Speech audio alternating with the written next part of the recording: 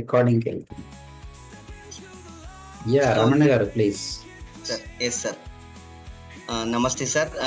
నాకు ఈరోజు కొత్తగా అనిపించిన పాయింట్స్, సో నేను ఇంకా వీటిని లైఫ్లో ఇప్పటి నుంచి కంటిన్యూ చేసే పాయింట్స్ ఒక 2-3 చెప్తాను sir. Yes please. Sir.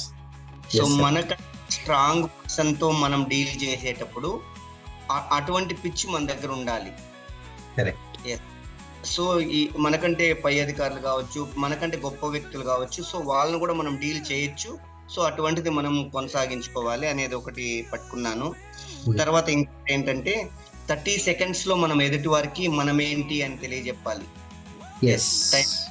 Elevator pitch sir. సూటిగా 30 seconds లో మనం ఇంకా సో మనం ఏంటి, మన ప్రతిబింబం వాళ్ళకి కనిపించాలి. అది కూడా స్ట్రాంగ్ గా అంటే దాంట్లో ఇంకొక పాయింట్ మీకు వాల్యూ యాడ్ చేస్తాను, చెప్పాను already.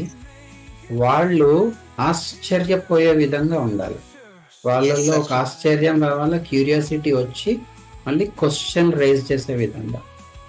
Yes sir, super sir. అది తర్వాత ఇంకొకటి ఏంటంటే ఎదుటివారి చేత మనం ఎక్కువ మాట్లాడించాలి. సో అప్పుడు ప్రవర్తన మనకు తెలుస్తుంది. సో దాన్ని బట్టి మనం చేయొచ్చు అనమాట. సో ఎదుటివారి చేత ఎక్కువ మాట్లాడించాలి. సో అది కూడా నాకు చాలా బాగా నచ్చింది సార్.